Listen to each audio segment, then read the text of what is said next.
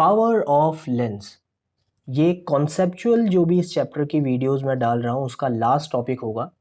और वैसे तो ये टॉपिक काफ़ी छोटा है बट मैं इसे कॉन्सेप्चुअली आपको समझाना चाहता हूँ, जिस ताकि आपको चीज़ों को रटने की ज़रूरत ना पड़े और आप साइंस को एंजॉय भी करें। तो स्टार्ट करते हैं इन दो फिगर से। यहाँ पर क्या हो रहा है आप देख सकते हो, दोनों के दोनों कॉन्वेक्स लेंस हैं। कॉन्वेक्स लेंस हमारे कन्वर्जिंग लेंस होते हैं और दोनों के दोनों लाइट कन्वर्ज तो कर रहे हैं। और ये कहाँ पर कर रहे होंगे? ये फोकस पे कन्वर्ज कर रहे होंगे। ये रूल तो हम सबको पता है। बट आप एक चीज़ नोटिस करिए, दोनों में डिफरेंस क्या है। एक लेंस काफ़ी मोटा है और एक लेंस काफ़ी पतला। इससे फ़र्क क्या पड़ा? जो मोटा लेंस है उसका फोकस काफ़ी पास में है, तो हम ये बोल सकते हैं कि उसने लाइट को जो कन्वर्ज किया है काफ़ी पास किया है। वहीं पे पतला लेंस होने की वजह से फोकस दूर हो गया है और इसने, हम ये बोल सकते हैं कि कंपेयर टू दिस डायग्राम, इसने जो लाइट को कन्वर्ज थोड़ा दूर किया है। तो लाइट को कन्वर्ज हमें पास करना है या दूर करना है, ये हम कंट्रोल कर सकते हैं लेंस की मोटाई से। वैसे आपके दिमाग में ये क्वेश्चन भी आ रहा होगा कि मोटे लेंस में ये पास में क्यों कन्वर्ज हो रहा है। तो इसका जवाब छुपा है स्फेरिकल ग्लासेस में। आपको पता है कि lens spherical glass, spherical surfaces से बने हैं और इसके बाय द वे फोकस तो इसके दोनों तरफ होते हैं। अगर मैं बात यहाँ की करूँ तो ये डिपेंड करता है इस वाले जो मैं आपको दिखा रहा हूँ, इस वाले स्फेरिकल सरफेस पे। और ये वाला स्फेरिकल सरफेस कभी ना कभी तो किसी ग्लास का पार्ट रहा होगा। उस ग्लास का सेंटर ऑफ कर्वेचर इधर होगा और उसके बीच में फोकस होगा। ठीक है, तो ये कर्व जितना ज़्यादा होगा, ये कर्व जितना ज़्यादा होगा, जो स्फेयर है, ग्लास का स्फेयर है, वो छोटा बनेगा। और छोटा बनेगा तो सेंटर जो होगा, सेंटर से सरकमफेरेंस की दूरी कम होगी। और जब वो दूरी कम होगी तो फोकस की भी कम होगी, क्योंकि जो सेंटर ऑफ कर्वेचर है वो फोकस का डबल होता है, या फिर मैं बोलूँ फोकस जो होता है सेंटर ऑफ कर्वेचर का आधा होता है। वहीं पे यहाँ पे जो लेंस है आपका, वो इतना ज़्यादा कर्व्ड नहीं है। इसका रिजल्ट ये होगा कि ये जिस ग्लास का पार्ट होगा वो ग्लास काफ़ी बड़ा होगा। काफ़ी बड़े होने की वजह से इसका सेंटर काफ़ी दूर होगा, और सेंटर दूर होगा तो जो इसका फोकल लेंथ है वो भी दूर होगा। आई होप आपको ये बात समझ में आई होगी। इससे जो पॉइंट आपको निकालना है वो ये कि लेंस अगर मोटा है तो वो कन्वर्ज काफ़ी पास में कर देता है। अगर ये लेंस पतला है तो ये कन्वर्ज थोड़ी दूर पे करेगा। करेगा तो कन्वर्ज, क्योंकि ये कन्वर्जिंग लेंस है।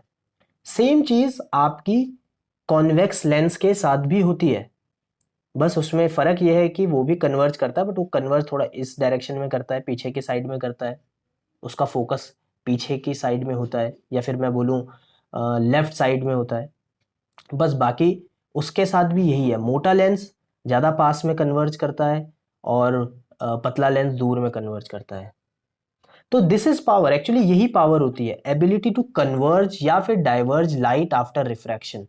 कितना कन्वर्ज या कितना डाइवर्ज कर रहा है। एक्चुअली डाइवर्ज कॉनकेव के लिए, कन्वर्ज कॉन्वेक्स के लिए। बट यही एबिलिटी कि कितना ज़्यादा, देख सकते हो ना, यहाँ पे ज़्यादा डाइवर्ज कर रहा है, सॉरी यहाँ पे ज़्यादा कन्वर्ज कर रहा है, काफ़ी ज़्यादा पास में कन्वर्ज कर रहा है, यहाँ दूर में कन्वर्ज कर रहा है। तो गैस करो किसकी पावर ज़्यादा होगी? यहाँ पे इसकी पावर ज़्यादा होगी। और कहीं ना कहीं हमने रियल लाइफ में भी देखा है, चश्मे का पावर अगर ज़्यादा होता है तो वो लेंस उतना ही मोटा होता है। तो इन चीज़ों को कनेक्ट कर रहे हैं तो सारी एक स्टोरी बनती है आ रही है, और हमारे सामने पिक्चर काफ़ी क्लियर होती जा रही है। जो भी बात मैंने आपको बताई है वो यहाँ भी लिखी है मैंने, कि फोकल लेंथ अगर छोटा होता है तो कन्वर्जेंस ज़्यादा होती है, कन्वर्ज या डाइवर्ज ज़्यादा करेगा वो, आप देख सकते हो। और अगर फोकल लेंथ लंबा है, दूर है, तो कन्वर्ज वो कम करेगा। तो पावर का फोकल लेंथ से लेना देना है, पावर का फोकल लेंथ से लेना देना है। ठीक है, आप देख सकते हो यहाँ पे पावर ज़्यादा थी क्योंकि कन्वर्ज पास में कर रहा है, बट फोकल लेंथ कम है, तो पावर ज़्यादा फोकल लेंथ कम। यहाँ पे पावर कम, फोकल लेंथ ज़्यादा। तो जब भी कोई एक चीज़ बढ़ रही है दूसरी घट रही है तो इन्वर्सली प्रोपोर्शनल होती है चीज़ें। एंड सेम चीज़ यहाँ भी है। तो अगर मुझे टॉपिक शॉर्ट में कराना होता तो मैं डायरेक्ट आपको यही पॉइंट बताता, बट मेन पॉइंट पे अब मैं आया हूँ ये सब एक्सप्लेन करके। Power is equal to 1 upon focal length.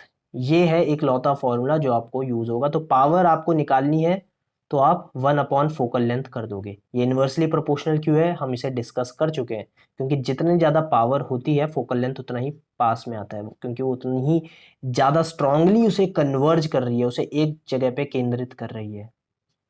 तो power is equal to 1/f।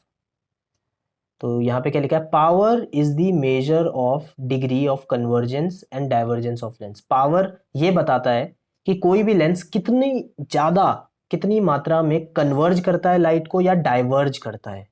ठीक है, तो अगर पावर ज्यादा हुई, अगर पावर की वैल्यू ज्यादा है तो मतलब ज्यादा कन्वर्ज कर रहा है, पावर की वैल्यू कम है तो कम कन्वर्ज कर रहा है। ये बात हमें ध्यान में रखनी है।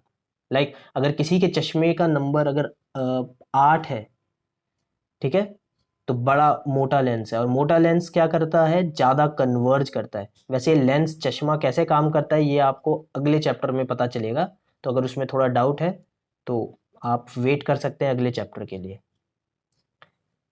नाउ यूनिट जो होती है पावर की उसे डी या फिर डायोप्टर बोलते हैं।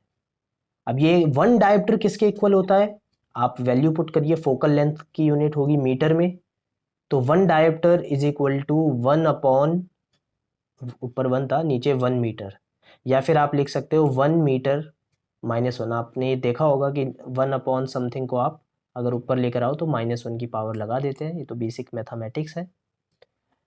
तो आप इसे ऐसे लिख सकते हो।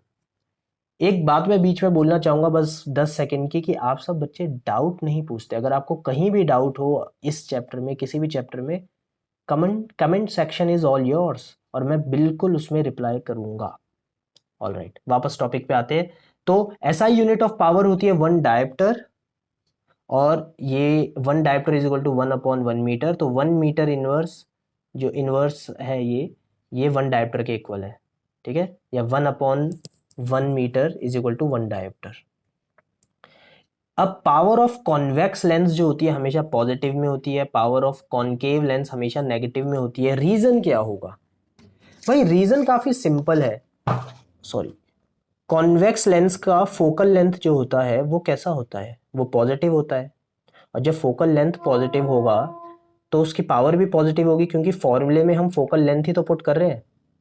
वहीं कॉनकेव लेंस में जो फोकल लेंथ होता है वो नेगेटिव होता है, तो जब वो नेगेटिव होगा तो हमारी जो पावर होगी वो भी नेगेटिव में आएगी। इसके बाद कुछ एग्जाम्पल देखते हैं कि इनसे हम क्या समझते हैं। अगर आपको +2 डायोप्टर दे दिया जाए तो आप क्या क्या चीज़ें इससे निकाल सकते हैं। सबसे पहले तो हम अपना जो फॉर्मूला हमने याद किया 1/1f, ये निकाल सकते हैं। ये लिख सकते हैं, पावर की वैल्यू पुट करूं तो 2 और 1/f। तो क्या हम फोकल लेंथ निकाल सकते हैं? यस, पावर की हेल्प से आप फोकल लेंथ निकाल सकते हो। आंसर आएगा 0.5 मीटर, और ये प्लस भी है, तो इसका मतलब अगर फोकल लेंथ प्लस में आया है तो ये कॉन्वेक्स लेंस होगा, क्योंकि कॉन्वेक्स लेंस में ही पॉजिटिव साइड में फोकस होता है। तो मैं क्या क्या बातें बता सकता हूँ कि ये एक कॉन्वेक्स लेंस है, और इसका जो फोकल लेंथ है वो +0.5 मीटर है, और बाकी कॉन्वेक्स लेंस से लेकर आप और भी बहुत सारी चीज़ें बता सकते हैं, बट अभी हम इसमें इतना ही लिखते हैं। नेक्स्ट नेक्स्ट देखते हैं, -2.5 डायोप्टर का क्या मतलब हुआ। तो अगेन पावर का फॉर्मूला लिखा, पावर की जगह -2.5 1/f। क्या इसकी हेल्प से हम फोकल लेंथ निकाल सकते हैं? बिल्कुल निकाल सकते हैं, -2.5, और इसका आंसर क्या आएगा 10/25। इसको अगर हम डिवाइड करेंगे 5 2 5 एंड -0.4 मीटर। -0.4 मीटर का मतलब क्या है, अगेन साइन कन्वेंशन हमने न्यूमेरिकल के थ्रू लेंसेज में देखी थी, एंड मिरर में भी हमने साइन कन्वेंशन को डिस्कस किया था। तो इसका मतलब ये है कि यहाँ पे जो लेंस होगा वो आपका कॉनकेव होगा, क्योंकि कॉनकेव के